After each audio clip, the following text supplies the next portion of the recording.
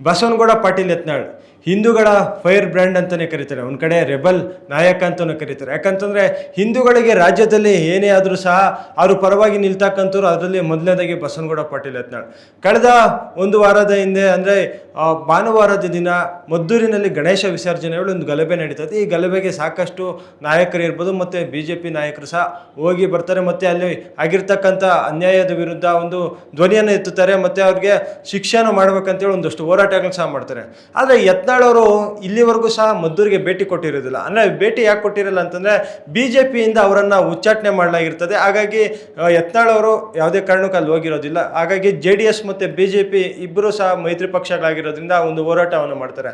ಆದರೆ ನಿನ್ನೆ ಈಗ ಏನು ಬಸವನಗೌಡ ಪಾಟೀಲ್ ಯತ್ನಾಳ್ ನಿನ್ನೆ ಮದ್ದೂರಿಗೆ ಭೇಟಿ ಕೊಡ್ತಾರೆ. ಈ ಮದ್ದೂರಿಗೆ ಭೇಟಿ ಕೊಟ್ಟಿರ್ತಕ್ಕಂಥದ್ದು ಒಂದು ಕಡೆ ಹಿಂದೂಗಳಿಗೆ ಆಗಿರ್ತಕ್ಕಂಥ ಒಂದು ಅನ್ಯಾಯ ಇರ್ಬೋದು, ಅಂದರೆ ಗಣೇಶ ವಿಸರ್ಜನೆ ವೇಳೆ ಆಗಿರ್ತಕ್ಕಂಥ ಒಂದು ಗಲಾಟೆಗೆ ಅವ್ರಿಗೆ ಸಾಂತ್ವನ ಹೇಳೋದಕ್ಕಿರ್ಬೋದು, ಮತ್ತು ಅವ್ರಿಗೆ ಏನೆಲ್ಲ ಸಮಸ್ಯೆ ಆಗಿದೆ ಮತ್ತು ಅಲ್ಲಿ ಸಮಸ್ಯೆಗೆ ಒಳಗಾದಂದು ಅವರ ಮನೆಗೆ ಭೇಟಿ ಕೊಟ್ಟು ಅವ್ರಿಗೆ ಒಂದು ಸಾಂತ್ವನ ಹೇಳೋದಕ್ಕೆ ಹೋಗ್ತಾರೆ. ಅಂದರೆ ಯಾವುದೇ ರೀತಿ ಸಹ ನಿಮ್ಮ ಹಿಂದೆ ನಾವಿದ್ದೀವಿ ಅನ್ನೋ ವಿಚಾರಕ್ಕೆ ಅಲ್ಲಿ ಹೋಗ್ತಾರೆ. ಆದರೆ ನಾವು ಇಲ್ಲಿ ಗಮನಿಸಬೇಕಾಗಿರ್ತಕ್ಕಂಥದ್ದು ಕೇವಲ ಗಣೇಶ ವಿಸರ್ಜನೆ ವೇಳೆ ನಡೆದಂಥ ಒಂದು ಏನು ಗಲಭೆ ಏನಿತ್ತು, ಗಲಭೆ ವಿಚಾರಕ್ಕೆ ಹೋದ್ರ ಅಥವಾ ಇಂಡೈರೆಕ್ಟ್ ಆಗಿ ಯಾವುದೋ ಒಂದು ಹೊಸ ರೀತಿಯ ಪಕ್ಷವನ್ನು ಹುಟ್ಟಾಕಿ ತಾವು ಮುಂದಿನ ಅಂದರೆ 2028 ಚುನಾವಣೆಗೆ ನಿಲ್ಲೋದಕ್ಕೆ ಒಂದು ಪ್ರೀ ಪ್ಲ್ಯಾನನ್ನು ಈಗಲೇ ಮಾಡ್ಕೊಳ್ತಾ ಇದ್ದಾರಾ ಅಂತಕ್ಕಂಥ ಒಂದು ಪ್ರಶ್ನೆ ಮೂಡ್ತದೆ. ಯಾಕಂತಂದರೆ ಈಗಾಗಲೇ BJPಯಿಂದ ಅವರನ್ನು ಉಚ್ಚಾಟನೆ ಮಾಡಲಾಗಿದೆ.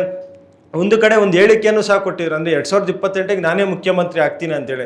ಅಂದರೆ ಇವರೆಲ್ಲ ನೋಡ್ತಾ ಇದ್ದಾರೆ ಈಗಲಿಂದನೇ 28ರ ಚುನಾವಣೆಗೆ ಒಂದು ಪ್ರೀ ಪ್ಲ್ಯಾನ್ ಮಾಡಿಕೊಂಡು ಈ BJP ಅಸಮಾಧಾನಿತ ಏನು ಶಾಸಕರಿದ್ದಾರೆ ಮತ್ತು ನಾಯಕರಿದ್ದಾರೆ ಅವ್ರನ್ನೆಲ್ಲ ಒಗ್ಗೂಡಿಸಿ ಇವರನ್ನು ಎಲ್ಲೋ ಒಂದು ಕಡೆ ಒಂದು ಪಾರ್ಟಿಯನ್ನು ಕಟ್ತಾರೆ ಅಂತಕ್ಕಂಥ ಈಗ ಪ್ರಶ್ನೆ ಮಾಡ್ತಾ ಇದೆ. ಅದ್ರ ಜೊತೆಯಲ್ಲಿ ಪಂಚಮಸಾಲಿ ಇರ್ಬೋದು, ಲಿಂಗಾಯತರು ಇರ್ಬೋದು, ಮತ್ತು ಈಗ ಒಕ್ಕಲಿಗರು ಇರ್ಬೋದು, ಇವರೆಲ್ಲರೂ ಸಹ ಈ ಎಲ್ಲ ನಾಯಕರನ್ನು ಒಟ್ಟುಗೂಡಿಸಿ ಹೊಸ ಪಕ್ಷದಿಂದ ಯತ್ನಾಳ್ ಅವರು ಮುಂದೆ ನಿಲ್ತಾರೆ ಅಂತಕ್ಕಂಥ. ಯಾಕಂತಂದರೆ ಮದ್ದೂರಿಗೆ ಹೋದಂಥ ಸಂದರ್ಭದಲ್ಲಿ ಕೇವಲ ಕೇವಲ ಒಂದು ಶಾಸಕರ ಅಂತ ಹೋಗಿಲ್ಲ, ಒಬ್ಬ ಹಿಂದೂವಾಗಿ ಇದನ್ನೆಲ್ಲ ಪ್ರಶ್ನೆ ಮಾಡ್ಬೇಕಂದೇಳಿ ತಮ್ಮದೇ ಆದ ಒಂದು ತಂಡದಿಂದ, ಅಂದರೆ ಒಂದು ರೆಬಲ್ ನಾಯಕರ ಒಂದು ತಂಡದಿಂದನೇ ಈಗ ಹೋಗಿ ಮದ್ದೂರಿಗೆ ಭೇಟಿ ಕೊಟ್ಟು ಇವೆಲ್ಲವೂ ಸಹ ಎಲ್ಲ ಒಂದು ಕಡೆ ಯತ್ನಾಳ್ ಅವರು ಈಗಲಿಂದ ಪ್ರೀ ಪ್ಲ್ಯಾನ್ ಮಾಡಿಕೊಂಡು ಮುಂದಿನ ಚುನಾವಣೆಗೆ ಏನೆಲ್ಲ ಬೇಕು ಅದ್ರ ಜೊತೆಯಲ್ಲಿ BJPಯಲ್ಲಿ ಒಂದಷ್ಟು ಈಗಾಗಲೇ ಅಸಮಾಧಾನ ಇರುವಂಥ ನಾಯಕರನ್ನ ಒಂದು ಕಡೆ ಸೇರಿಸಿ ಯಾವ ರೀತಿಯಾಗಿ ಒಂದು ಹೋರಾಟವನ್ನು ಮಾಡಬೇಕು ಮುಂದಕ್ಕೆ, ಮತ್ತು BJPಗೆ ಮತ್ತೆ ಯಾವುದೇ ಕಾರಣ ಹಿಂತಿರುಗೋ ಮಾತೇ ಇಲ್ಲ ಅಂತಕ್ಕಂಥ ಒಂದಷ್ಟು ಪ್ರಶ್ನೆಗಳು ಸಹ ಮೂಡ್ತಾ ಇರ್ತಕ್ಕಂಥದ್ದು.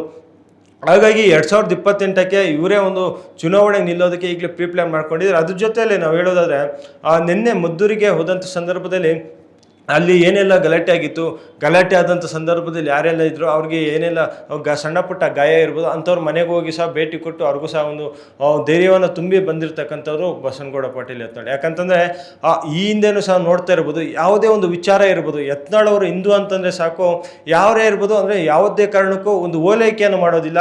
ಏನು ಮುಸ್ಲಿಮರ ವಿರುದ್ಧ ಇರ್ಬೋದು, ಮತ್ತು ಹಿಂದೂಗಳಿಗೆ ಏನಾದರೂ ಅನ್ಯಾಯ ಆಯಿತು ಅಂದರೆ ಅವ್ರ ಬಗ್ಗೆ ಖಂಡಿತವಾಗಿ ಖಂಡಿಸ್ತಕ್ಕಂಥವ್ರು.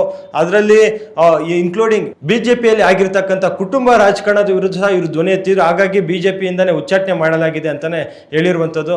ಇವೆಲ್ಲ ನೋಡ್ತಾ ಇದ್ರೆ 2028ಕ್ಕೆ ಮತ್ತೆ ಯತ್ನಾಳ್ ಅವರು ಚುನಾವಣೆಗೆ ನಿಂತು ಅಲ್ಲಿ ಗೆದ್ದು ತಮ್ಮ ಒಂದು ಹೊಸ ಪಾರ್ಟಿಯನ್ನು ಕಟ್ಟಿ ಇದೇನಾದ್ರು ಒಂದು CM ಆಗ್ತೀನಿ ಅಂತ ಹೇಳಿಕೆಯನ್ನು ಕೊಟ್ಟಿದ್ರೆ ಮುಂದೆ CM ಆಗ್ತಾರ ಅಂತಕ್ಕಂಥ ಸಹ ಈಗ ಸಾಕಷ್ಟು ಕುತೂಹಲವನ್ನು ಕೆರಳಿಸಿರುವಂಥದ್ದು. ಮತ್ತಷ್ಟು ಸುದ್ದಿಗಾಗಿ ನೋಡ್ತಾ ಇರಿ ಶ್ರೀ ನ್ಯೂಸ್ ಕನ್ನಡ. ನಾನು ನಿಮ್ಮ ದರ್ಶನ್ ನೆಲವಾಗಿಲು.